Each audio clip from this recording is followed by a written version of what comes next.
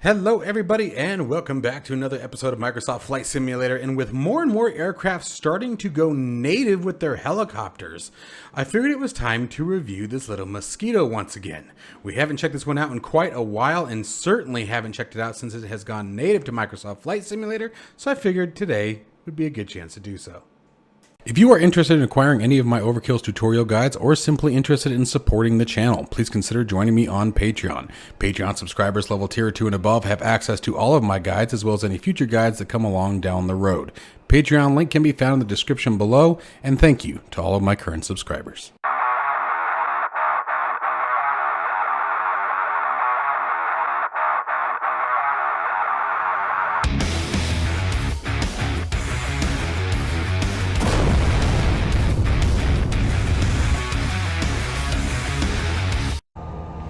Alright, so let's go ahead and get started here. I need to center up the camera a little bit. Okay. So with this particular helicopter, going native, like I said, meaning that it's no longer requiring AirlandFS, I have found that you want to add quite a bit of aft trim before even getting started. I find that that's helpful for me. It really likes to pull forward. This is a very tiny helicopter. Not quite sure what about that is causing it, but yeah, there it goes. See, it loves to go forward.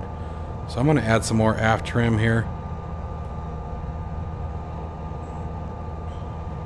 No, still doing it.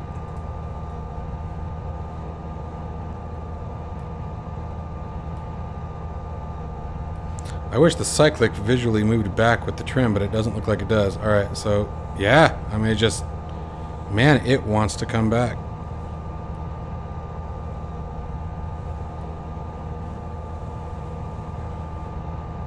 There we go. Finally starting to get a hang of it here. Let's try this one more time here. Now that I think I finally got most of that figured out. There we go. Come on. Oof.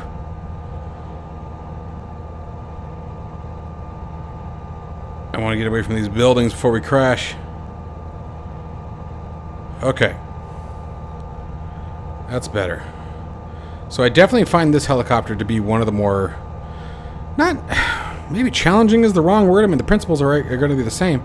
But temperamental, maybe that's a better way to put it. It's a very temperamental helicopter. You got to be very gentle with it. It's definitely just like, I mean, with any of the other helicopters, as I said, you know, less is more, right? So very gentle inputs, very, very gentle inputs.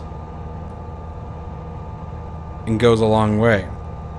But I do find that this particular helicopter tends to go out of control much faster than others. Like, you do not want this helicopter to get away from you.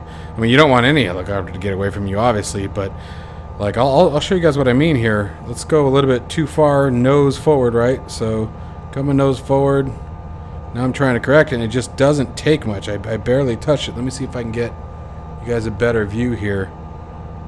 We're messing with some new head tracking hardware, so bear with me, and I'll be sharing my thoughts with you guys on that here in a few weeks. A little less than a few weeks, about a week. But this helicopter, I'm finding that it oscillates a lot. It's almost like you're flying on a pendulum, which I suppose in a sense you are, but still a fun little helicopter, absolutely. It's just, I've noticed that it requires a bit more effort than some of the others. And again, I don't know if that's real or not, if that's to spec or not. But like, I mean, you can see here, I'm trying to keep the cyclic in view so you guys can sort of see what's happening here.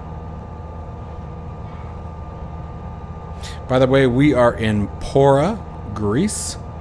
Near the Cyclonic Islands, I believe is what they are called. I hope I said that right. But that's going to be Papa Oscar Romeo Alpha is where we took off from, Pora. And definitely a beautiful area. This was recommended by one of our viewers here. And so we're just going to take a quick tour around the island here. This is a cluster of islands, is what they are, but The viewer knew that I was a big fan of flying through the Caribbean and suggested that I give this region a try, and I said, well, it just so happens I'm getting ready to do a video.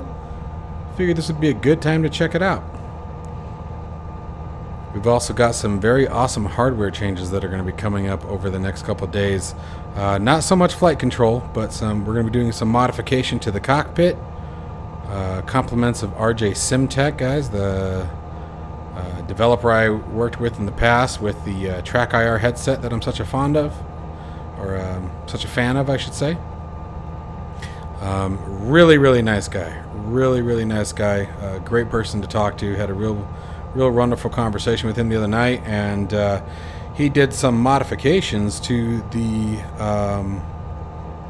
Boeing flight sim pit that from Next Level Racing, and he was willing to share those changes with me, and I ordered a bunch of stuff online so that way we can do it here as well, excuse me, and I'm going to be sharing that with you guys so you can see some of the further customization options. By the way, I caught a lot of flack for calling that sim pit a entry-level sim pit, and if any of you happen to be watching this video as well, my bad for using the wrong verbiage there. What I sort of meant was emphasizing on was that for the entry into the full cockpit simulator setups, I guess is the best way to say it.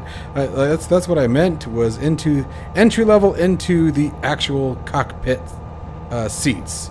Right, so obviously not the entry level into flight simulation or simulation cockpits. They have fold out stands and things like that that are much cheaper. But what I meant was the full cockpit arena. Seat, stands, throttle mounts, etc. You know, the all-in-one, if you will, is what I meant. As many of the more advanced sets can be, you know, get in the ranges of, you know, starting out at $1,400, $1,500, and they just go up from there depending on what you get. So that's what I meant. I didn't mean to ruffle any feathers with that one. But anyway, so that's going to be a lot of fun. We're going to be working on that this weekend. I'm going to be doing some vlogging, I guess is the right way to say it. So you guys will be able to see as we progress in some of the different steps. Pay attention to my YouTube shorts. I'll be posting a lot of activity on the shorts where you guys can sort of see what we're doing here at the house. Ooh. This is definitely a fun helicopter, but yeah, I mean, I am constantly on the cyclic, and which, as far as I'm aware, that's accurate. Like, you know. But I find nose up, tail up situations, it will oscillate very quickly if you don't keep control of it. It'll very quickly rotor over, if you will. Red rotor. I'm just kidding. But this is a very well done helicopter, and I love that it's native. I like that these guys are starting to get a hold of this. Now, I'm going to be very clear, though. The Microsoft Flight Simulator SDK for helicopters has a long way to go still. I can tell the differences between, for example, I still personally believe that the Fly Inside 206 and the Bell G47 or 47G are the best helicopters in the game. I think they feel the most realistic. Again, coming from someone who is not a real world helicopter pilot, so I could be completely full of crap. But that is absolutely my opinion at the moment. I have the most fun. They have the most balance of challenge and weathering and aerodynamics and just the whole package I find to be better. And they use a third-party application still. They use their Heli Manager from Fly Inside. And same thing with AirlandFS. I think that AirlandFS still absolutely has a place in Microsoft Flight Simulator. This particular helicopter started with AirlandFS. That's why we're in this now, is checking it out because they just switched off of it. I mean, I don't think it was just. I think it's been out for quite a while now, if I remember. A link to it is down in the description, as always, guys, so make sure you guys check that out if you're interested in flying it. And I just happened to hear about it from, again, one of the viewers, and didn't realize that it had been moved over to native. And so I wanted to check it out and see how it flew and what the differences were. And It's definitely enjoyable. It's very weird being center lined in the helicopter like this, in a little bubble canopy like this. Like it's definitely a very interesting helicopter. Baby, come on. Yeah, see, situations like that, like you start to lose it. But I'm also making some pretty erratic changes to it as well, so that has to be taken into consideration too. But definitely a fun little helicopter. This is a beautiful region. Like, I cannot get over that. I love the ocean side. If it wasn't for hurricanes, tsunamis, tidal waves, all the other damn things, tropical storms that come with these areas, I would totally live in one. But it's like, once I hear about all that, nope. It's like people who live near the ocean below sea level. It's like, not in a million years would I set myself up for that.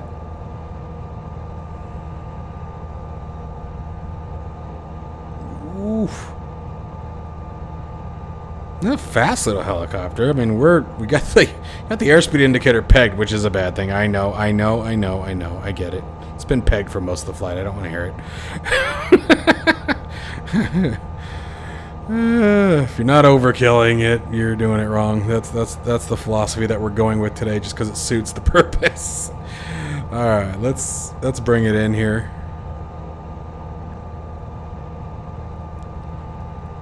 Let's bring it in. All right, power that down. Come on, baby. Come on, baby.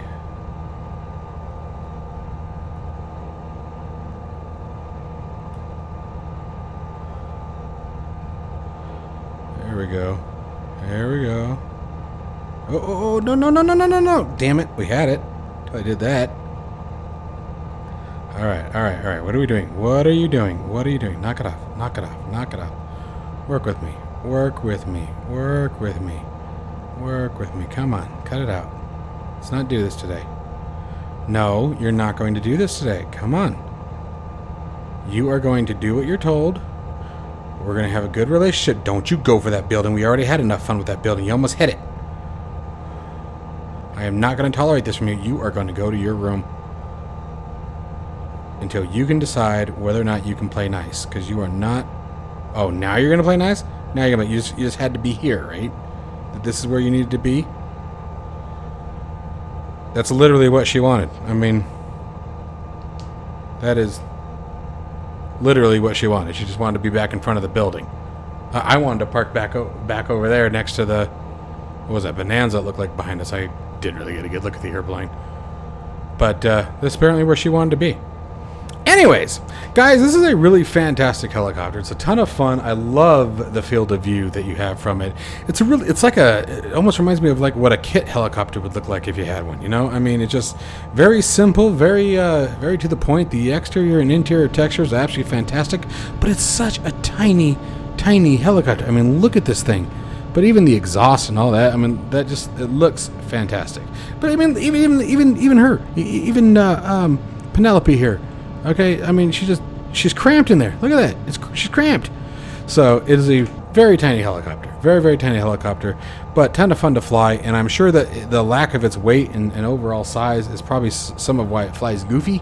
At least it felt like it flies goofy. And I'm sure after a bit of experience in it and really getting used to how the aircraft operates, I'm sure that all of that would be ironed out. But I think it's a fantastic little bird, and it was a pleasure to fly, and I hope that you guys enjoyed it. As always, a link to the download will be down in the description below. Stay safe and healthy, folks, and I will see you in the next one.